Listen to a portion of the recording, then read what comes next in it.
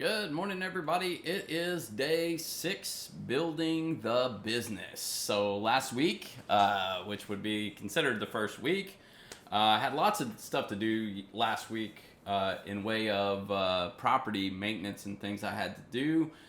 We had a big water leak in one of our condos, and I spent 3 days working on that, and didn't get a whole lot done on the website. So that's not good, but we did get a full week of videos out. We did a couple of maintenance videos that we also put out. And starting in this week, one thing that I was thinking about on Friday, which is going to be the content of today's video, would be thinking about the future of your business. Thinking about the future of your business, and one day would you sell part of your business? Like, let's just say that, in the situation like we're in vacation rentals, right? So, well, let me just talk about my situation, right? So what I really love to do is I love to, have these properties and rent them out and be able to be involved in the guest experience, like providing them just like this really wonderful, awesome experience, for their vacation. That's what I really love to do. Like, my favorite thing is not doing the maintenance. I love the design part, of buying stuff for the properties and just making everything just right. And I like that part of it. I like the guest communication part of it. I don't really care much for the maintenance part, or the inspection part, or the photography part, or all of these things that play a part in your vacation rental, the cleaning, things like that. So I don't like those things, but you might find that in building your business that it's important to have such services to be able to give you a foot in the door to be able to build your business. One example would be if I was to build my vacation rental business, I know that one key part of that to get leads is going to be to make relationships with realtors. But every rental host in Pigeon Forge is trying to make relationships with the real estate agents and brokers in Pigeon Forge.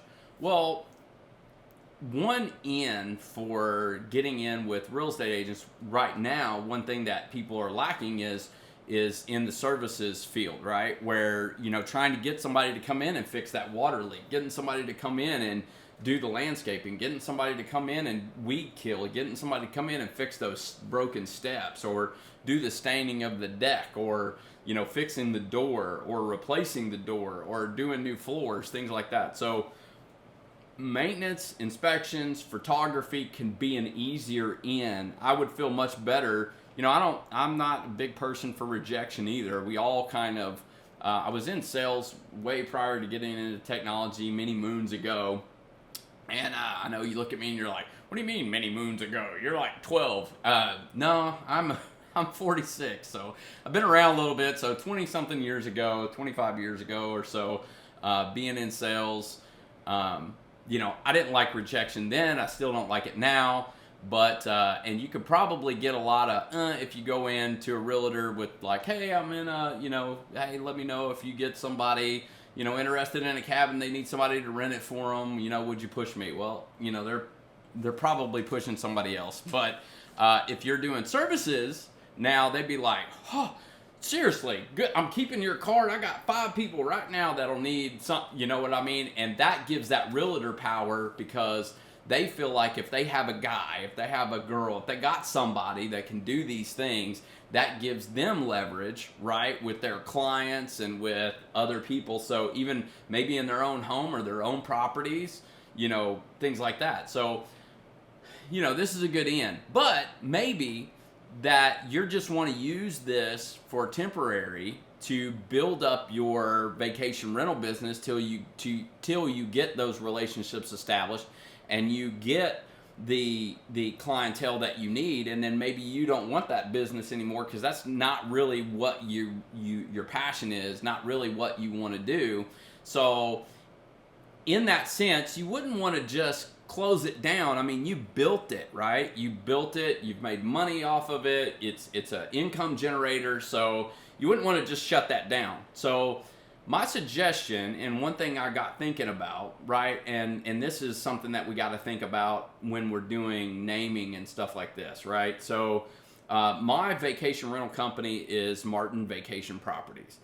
If I decided, I started this with the idea of buying my own properties and building up a legacy for my family, for my daughter, and for a business that we could run from now until, later, right? Although people might buy the Hilton hotel brand, even though, their last name is not Hilton, because it's more of a household name brand now. You could do that, right? But, more than likely, if I wanted out of this business, say that later on in life I couldn't do this, and my daughter didn't want to have nothing to do with it, or something happened to me and they could not, my wife could not handle this or keep it going, then they would need to be able to, it'd be nice for them to be able to sell it. And, only 1 in 12 businesses even sell. So, you've really got to think about this, right here up front, like right at the beginning. You need to consider, like, what name, right? Now, I don't want to go out here, and I'm not trying to build some big empire of any kind. I just want to live a life, and I want to be happy, and I want to go on vacation, and I want to do family things, and I want to work, and I want to bring value to the world. That's what I want to do. I'm not here to build some sort of empire, and that's why I didn't try to think of some fancy name, right? Like Vacasa or something like that, right? But I'm not downing their name or downing the fact that they grew something really big, and that's great. I'm glad they did that. And you know what? Nothing says that whatever I do might not turn into something huge and big and go farther than I ever thought possible. Things seem to, steamroll. When you get a good idea and you're bringing value, things just seem to happen, and they just steamroll and steamroll and steamroll, and it gets way farther, way bigger than you ever thought possible, really fast. So that could happen. So what I'm thinking is like, in the fact of Martin Vacation Properties, maybe I could keep my Martin Vacation Properties for just my properties. Now, granted, I can still leverage the fact that I have 2 entities or 3 entities or even 4 entities to be able to cross-promote properties, right? So I think what I'll do is I'll keep my personal properties under the Martin Vacation Properties brand, but I'll also cross-promote all of the other properties that I manage under Martin Vacation Properties. But I also think that I'm going to get another name. I'm not going to say what it is because I haven't bought the domains and things yet, but I think I'm going to get another name for the rental sector of my Martin Vacation Properties, because another thing that might happen is after a certain amount of time of renting for others, it could be that I have bought enough properties under Martin Vacation Properties that maybe that's enough for me, and that's all I want to do, and is manage those properties and just do that and sell the management side of the business, right? So I can do that. And if I give it another name, a name that somebody would be willing to buy, that they could run, it's something a little more generic than what Martin Vacation Properties is. The other side of the coin is the services part of the business, right? The inspection part of the business, or any other experience part of the business, any part of the business that I add to this, it is good to put into thought, should I add another doing business as name to that? Like, everything goes under the same umbrella, but it's just a doing business as, like, Martin Vacation Properties doing business as blah, blah, blah. Martin Vacation Properties doing business as blah, blah, blah, blah, blah, blah, blah, right? So, and that may be one thing I'll do, because, the services side of the coin might be the first thing that I would want to, get out of once I got to a certain place where I've grown the business to where I want it to be, right? So, you give that a certain name, and then when it is time, right, you can, it's not so coupled into everything you're doing that you can't decouple it, right? And so you make that part of the business very sellable. I think it is very important to think about segmenting your business right from day one. I see the mistakes that these private equity firms make, and they go and buy all of these different businesses that are kind of would fit under the same umbrella. And then they take the businesses that are actually individual right now, right, in different baskets. And then they try to throw them all into the same basket. Well, let's all use the same software. Let's all use this same, programs and same bank accounts and same this and same that. And then they get to where it's like the smart move to sell off, segments of the business. And then they spend millions of dollars trying to decouple those segments, those businesses that were already decoupled. They spent millions of dollars to couple them. Then they spend millions of dollars to decouple them. And I've seen it happen within years. I've seen it where that the company is not even coupled with, they bought a business, they try to couple it, it's not even coupled yet, and then they're paying to decouple it, right? Because they've turned around and sold it. So let's be smart from the beginning. Think about your business and how could you segment it. I'm not saying you have to use separate bank accounts and separate software and all of that stuff. What I'm saying is think about how you could segment this business, especially parts of the business that you may be using as a growth tool that you may not want forever, right? So I'm thinking about, my business like a rocket going into space, right? It lifts off, and then there's a part of it that the only thing that I really care about is the rocket itself, the part that I'm in, right? The other stuff is auxiliary parts of the rocket that is only getting me to my goal, which is to get to space, right? And once that part of the business or that part of the rocket has fulfilled its purpose, right?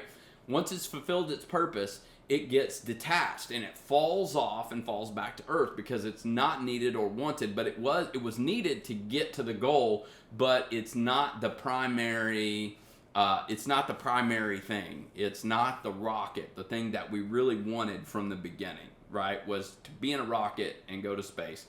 Same thing with my business, right? So some of these things are auxiliary to me to get to where I want to be and get to my goal, but then I'm going to release those things once I get to where I want to be, and I'm just gonna get rid of them. And so that's today, and today I will be for an update on the business. So last week we did do some maintenance, and if we can get the building to pay for the repairs, we made a little bit of money on that last week. And also we took over the landscaping contract for an HOA where one of our cabins is located. And so we'll get a little bit of money on that. I'm not sure that we'll keep that. We may let that contract go later on this next year. We'll just have to see how that goes. But right now we couldn't find anybody that can keep it going, that is sufficient, and that we want it, to keep the place really nice the way that we want it. So we're going to take that over and make sure that we're providing our guests with the best experience that they can get, so they don't come up and see a bunch of grass not mowed or a bunch of leaves not blown and a bunch of landscaping and weeds and different stuff like that. So it's been a rough year up there, and we need to have a little bit of time at least where it's going to be nice. And I know that if our company's taking care of it, it's going to be great. So but that's it for today, and tomorrow I don't know what the video is going to be about, but I'm going to work on the website today a little bit, and I've got to go to Pigeon Forge and check and make sure that water leak is actually 100% taken care of, and our epoxy and stuff is dried hard as a rock and keeping all the water out. We actually cut an access panel in behind the stove to where we could get to this, so I can go pull the stove out, pull that access panel off, check it, and then put it back. We had some guests there over the weekend, and we've got some coming in at 3 o'clock today, so I'm going to go check that out. But if you wanted to check those maintenance videos out and see what I was doing last week, you can. They're on the channel. They're just not on this actual playlist. So, but that is day 6, building a business, and see you guys tomorrow.